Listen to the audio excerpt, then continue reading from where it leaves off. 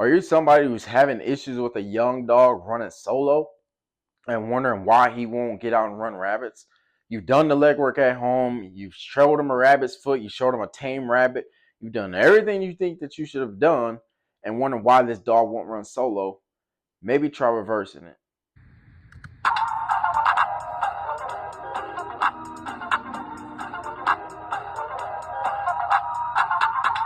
I'm not against soloing by any means, and I can see the benefits of it.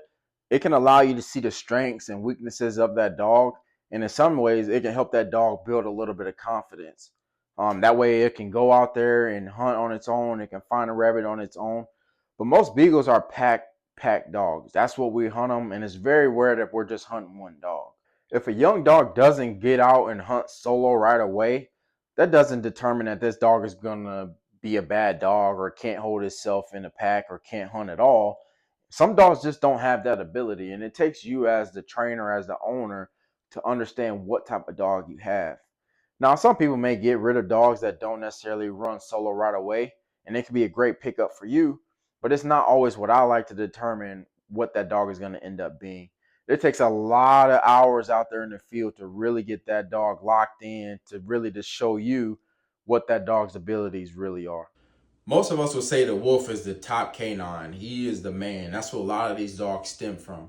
If you really think about wolf structure, most of the time they're not ever hunting by themselves. Now, do they have abilities? Most times, sure. Especially if it's a younger male or something like that, or it's a nomad, it's out on its own, it's trying to find a new pack or something like that. It may hunt by itself. But as a general rule, most wolves are not going to hunt by themselves. They all work together as a team. It's really no different in beagles. They're going to work together as a team. So again, if you look at the wolf, they're taking out their young pups. They reach a certain age to where they start going with the pack. They're watching, they're learning from those other wolves. In this instance, they're learning from the other beagles. Well, what instance are you really seeing running beagles where you're just going to take one dog? Even if you like to competition hunt, and I have done a whole lot, but I haven't done a whole lot when it comes to competition side anymore. But even if you were a competition hunter, let's just say most casts are going to be four dogs, maximum if you're a UKC hunter, AKC, and there's a bunch of different variations of packs that they can hunt with. They're going to have a variety of dogs, and most of the time it's not just one dog. Even if you're just hunting for fun, most of us have more than just one dog. What I see a lot of times when the dog is hunting solo a lot, it's hard for them to pack with other dogs. It's hard for them to, even when the other dogs get going, for them to stick with the pack. It's a pack animal. It's really hectic when you get a group of dogs on this side running a rabbit and you have a few other nomads that want to go off and do their own thing. It kind of defeats the purpose and it can be dangerous in some instances. Sometimes you got to trick the dog. If you're taking him with a pack of dogs that he knows and is fairly large, let's say you yourself, you have, 7, 8 different dogs, and you may have a buddy who has two or three. If you take him with a pack that he knows mixed in with a couple dogs he doesn't, and allow that dog to be overwhelmed in a sense, in my opinion, that's one of the most overwhelming things for a dog is to go with a large pack of beagles, especially when they jump a rabbit. There's noise, there's different noises, there's a bunch of chaos. It's a lot of fun for us, but for that dog, it's like, what the heck is going on here? If you take that dog and allow him to be a part of that, allow him to see that, allow him to see that, oh man, they're having a lot of fun over here. I need to join in that. Once he gets used to something like that, that's probably the most overwhelming thing you're gonna encounter. What I like to do with a young dog, especially if you've done all the legwork at the house, you've had them chase a rabbit foot, or you introduced them to tamed rabbits, or however you go about training them, you know that he has drive, he can track a rabbit, he knows what the scent of a rabbit is. I personally take him with a larger group of dogs. Why? Well, I like to introduce them to that right away because most times I've seen if a dog can handle running with a fairly large pack of strange dogs, you really don't have any problems. Now, when it comes to it, you have to make sure that you're running with dogs who are good dogs. They have to be broke. They're not going to run anything that isn't a rabbit. They're not mean. They're not aggressive. Not any of that sort of stuff to where you can have that dog be introduced. It will help if you have some of your own dogs where that dog is familiar that he can run and follow and track with. But again, if you put him with a larger group of dogs, and we're talking 10 to 12 dogs, I'll tell a buddy of mine we're going to hunt together, hey, I'm bringing a young dog, bring what you got. And the reason I do that is because I want that dog to be overwhelmed in a sense and see how that dog reacts. A lot of times it doesn't take a lot, of noise after they see the rabbit, after them dogs are getting out there running and tracking.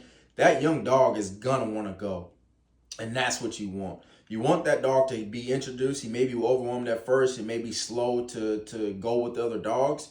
That's not a big deal. Again, you just keep taking him and keep doing it. Eventually, he's going to want to get in with those other dogs. They're having way more fun over there than he is standing here by dad. Sometimes you'll see that young dog will go with the pack for a little bit, then he'll come out to you.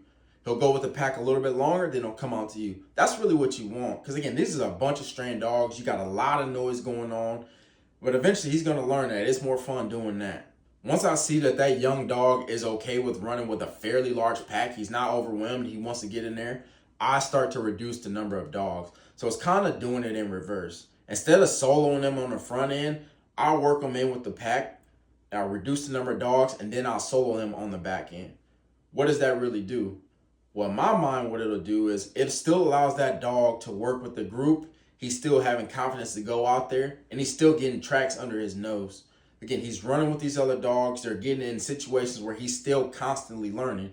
Sometimes if you solo them on the front end by themselves, it may take them 3 or 4 times before he's actually comfortable to go out and hunt on its own. Again, that's not with all dogs. Some dogs are more susceptible to just going out there and doing their thing right away, and some just aren't. That doesn't mean that just because he won't go out and do it right away, that he doesn't have a place in the pack. I don't personally believe that.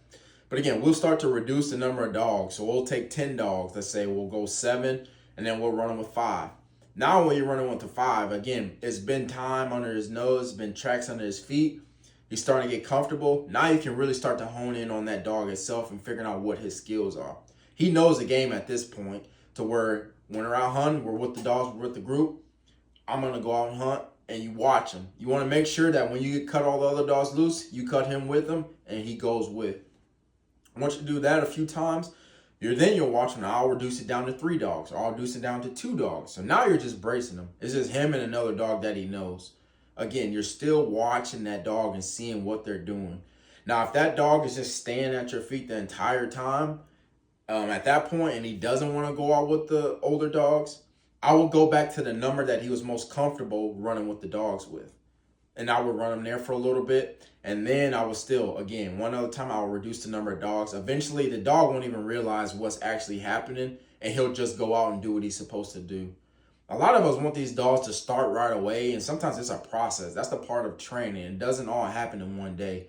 I don't know anybody who was able to tie their shoe the first time that they attempted. But eventually you learn and eventually you got it. I'm by no means against soloing or any of that sort of stuff. I just do it in the reverse. Instead of soloing on the front end, I'll work them with a group of dogs with a pack, and then I'll solo them on the back end. You're still getting to the same point, just a little bit different.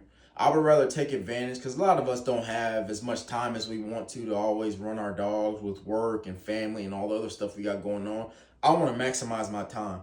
So if this allows that dog to get out and go with a group of dogs, that's what I'm going to do. I'm going to take them with that group of dogs, and I'll keep reducing dogs. Especially at that age, if you can hunt them with strange dogs, especially for somebody who really likes to competition hunt or thinking they want to get into more competition, taking that younger dog with strange dogs early on to where it doesn't faze them, or you get to a point where it doesn't faze them, that'll be better for you in the long run, especially in competition, because you never know who you'll draw out with. You never know where you'll be, and that dog is just used to it. It's nothing. It's just normal for that dog. That's kind of where you want to get it to. That's just one way I like to try to get a younger dog to run with the pack. Again, I understand the benefits of soloing. I just do it a little in reverse. Now, this isn't the way. This is a way. There's a million ways to do it, and I like to hear different options. That way I can adopt something that somebody has taught me, and we all can learn from each other. Again, we always keep it respectful. We always just trying to learn. And I want to hear what some of you guys do with your Beagles. And I'm Stevie Thomas with Ballin' Out Kennels. Stay sharp, stay real, stay houndy.